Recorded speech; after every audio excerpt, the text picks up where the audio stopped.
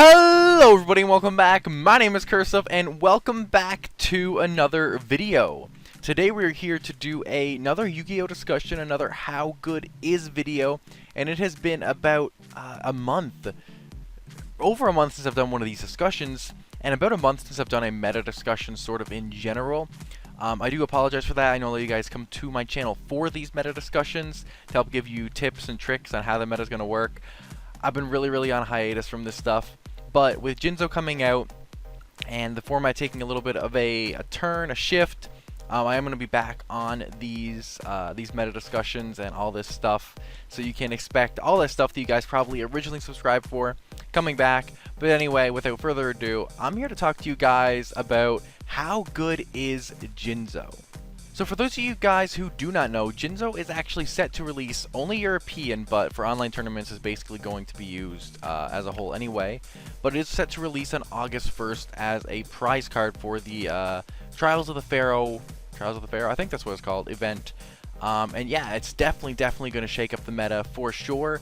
It's anyway. So Jinzo is a level 6 Dark Machine effect monster with 2400 attack and 1500 defense, and the following effect. Trap cards and their effects in the field cannot be activated. Negate all trap effects on the field. So, Jinzo, obviously, just reading that effect, is an absolutely phenomenal monster. He's a single tribute, which isn't too bad. He has a pretty decent stat line, being a 2400 attack monster. 1500 defense is okay, nothing great, but like you shouldn't have him in defense too often unless you're getting speared or something. But still a decent defense stat to have. Protects him from things like Amazon as Swordswoman and Dekoichi and Eudoria, which are obviously very relevant in the Dark Moth deck. So we have some good relevance for his defense stat, and obviously 2400 beat stick gets over Gaia, which is pretty relevant. And yeah, just kind of keeps him in a nice, safe scenario. But more than anything, the negating traps effect is absolutely amazing. It is going to completely warp this meta, because one of the big things about speed duels is that not only were traps super relevant to the fact that traps are played in our format a lot more than spell cards, but we have meta-defining traps that are played in like basically every single deck, like Zoma and Nightmare Wheel. Jinzo completely shuts down these cards. What's even bigger than the fact that Jinzo shuts down some meta traps is that we literally have decks completely reliant on trap cards like that of the burn decks like Gravekeeper Burn. Gravekeeper Burn is obviously a solid tier 2 deck here, one of the best decks in the format, one of the only decks that isn't Moth that is winning events, I think maybe the only. And yeah, this deck relies on its trap cards heavily to get in that burn damage. Obviously it needs its Nightmare Wheels, it needs its Zomas, and it needs its Rite of Spirits. These are three very powerful trap cards, always run at 3-ofs in this deck, and suddenly they just simply can't be used. Beyond just that, we also have cards like that of Windstorm, of that of Kunai, and Jinzo just shuts down all of these amazing cards and makes it so your opponent just can't use any of them. Because of this, we're going to see trap cards obviously scale down a lot in the current meta, as Jinzo's going to be splashed in a lot of decks just to shut down answers to your own monsters going in for those attacks. But beyond just that, Jinzo is going to completely kill one of the tier 2 strategies. Obviously, some people might argue that, well, Twisted Personality can pop Jinzo, but if you never get the chance to really get those counters because you can't use your burn cards besides that of Gravekeeper's Curse, well, being able to pop Jinzo with your skill effect isn't exactly relevant. And not only do we have Jinzo shutting down meta relevant cards, we also have him completely shutting down a meta relevant deck. Already this card is looking amazing. Another large place that Jinzo is going to shine in this current meta is going to be the Moth deck, sadly. So, for those of you guys who don't know, something that Moth does struggle with slightly is obviously Zoma the Spirit. A Zoma the Spirit crash into Moth a lot of times can be game, or if not game, it's going to be 3,500 damage directly to your opponent.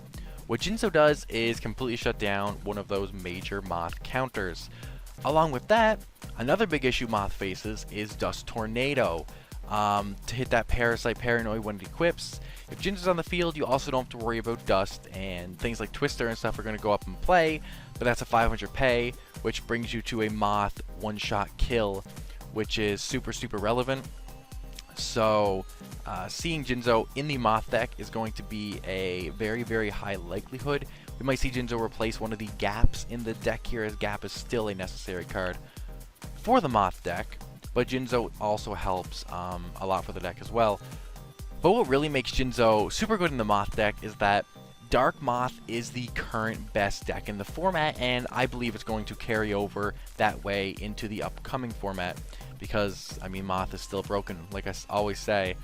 Probably not on YouTube, but in general, worst case scenario for the Moth deck, it goes neutral. So, yeah, we're definitely going to see Jinzo in there, and like I said, Dark Moth is the best deck.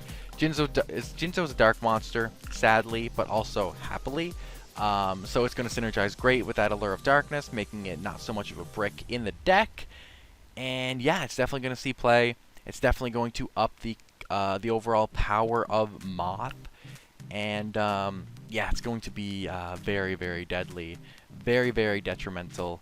And yeah, I'm scared to see what Moth is going to do with this card. So far, I've brought up the fact that Jinzo is shutting down meta-relevant traps, it is killing a Tier 2 strategy, and making the Tier 1 strategy better, and yet guess what? This still is not the biggest impact that Jinzo is going to have on the meta. Where I think Jinzo is going to have the biggest impact is going to be in the Spellproof Armor Machine deck. So for those of you who don't know, Spellproof Armor is a Bandit Keith skill that basically says, sure, you can normal summon your normal machines for 1 less tribute, but even more importantly than that, your machine monsters are unaffected by spell effects. This is crazy. This is so relevant. That means not only is Jinzo shutting down trap cards, but Jinzo is also not able to be killed by things like offerings, things like Tribute to the Doomed. He cannot be parasited off the field because he never becomes an insect because he is immune to parasite when it's equipped. This is super relevant. This makes Jinzo not only a trap floodgate, but a trap floodgate that cannot be destroyed by spells. That's absurd. That is absolutely crazy. And it basically makes 2 cards completely worthless in the gameplay. Obviously, this is going to completely shape the meta and is going to make Spellproof a much better deck. I'm gonna guess it's going to be teetering on the edge of Tier 1, Tier 2. I still don't think it's going to be better than Moth, but it's definitely going to have the capabilities to beat Moth and beat the other decks that it used to struggle with more consistently as well. Because, like I said before, Jinzo is a dark target. He's an Allure target. It's going to make Allure of Darkness a lot more relevant in the Spellproof deck, when before it really wasn't run at more than a 1 of, but with Jinzo, you can run it as a 2 to 3 of in the deck, increasing the consistency of the deck, allowing it to deal with its worst matchups like that of Warriors and stuff, being able to grab cards like Offerings more consistently. So yeah, we're going to see Spellproof shoot up in popularity, shoot up in playability. We're going to see this deck be a solid counter to Moth, and also just completely kill Gravekeepers. And we're going to see Jinzo completely warp this meta. So, one big thing that people have been arguing is that Spellproof Armor Jinzo is not going to be much of a worry because, well, we have easy outs to Jinzo. We have things like Newdoria and Old Vindictive Magician and Maneater Bug. And to a degree, you are correct in saying that. Yes, Maneater Bug or Old Vindictive or Newdoria are all easy ways to kill Jinzo, and there's no issue there. We do have some decent answers still to these cards.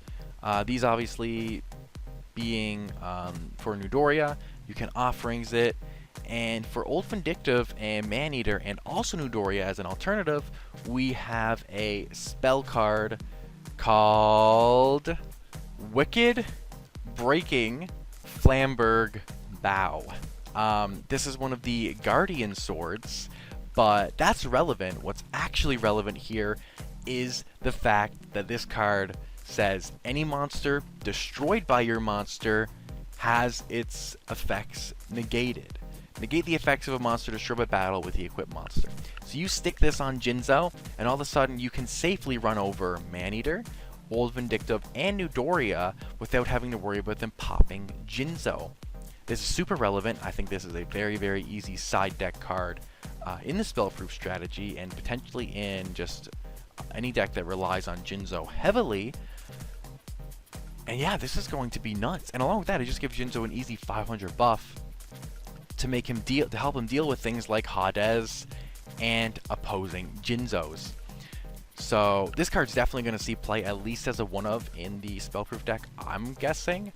And yeah, it definitely like helps counter that whole argument about monster effects being able to out Jinzo easily, and makes it so you kind of have to rely more so on the usage of big beat sticks to kill Jinzo. And if you have a 2900 attack Jinzo on field, there's not many beat sticks that can get over that. Obviously Blue Eyes can, and Moth can, but there are some ways to sort of get around that with damage step buffs that are going to be relevant as well, I do believe, since Jinzo does only negate on field and not in graveyard, so cards like that of Skill Successor can still be used in conjunction with Jinzo, which is going to be super, super, super nice.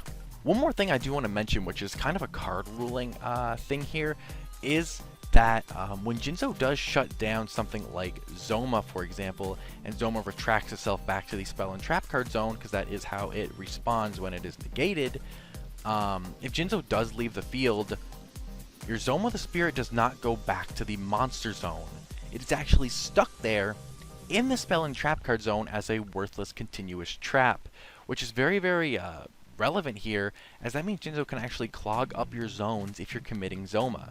I still think Zoma is going to be played because it's such a phenomenal card and is a Moth counter, but being able to use Zoma to actually clog up your opponent's zones is going to be super, super good, and we'll probably see that come into play a lot in like more competitive matches and stuff.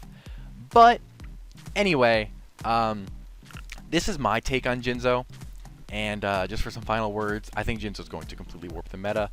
I think it's going to be used in probably all the best decks, being like things like that of Moth and Spellproof, and probably like a more aggro sort of Gravekeeper deck would still probably run Jinzo. It's going to see a lot of play in a lot of different places, and it's going to just be a nice generic floodgate for the entire meta, as well as an alert target.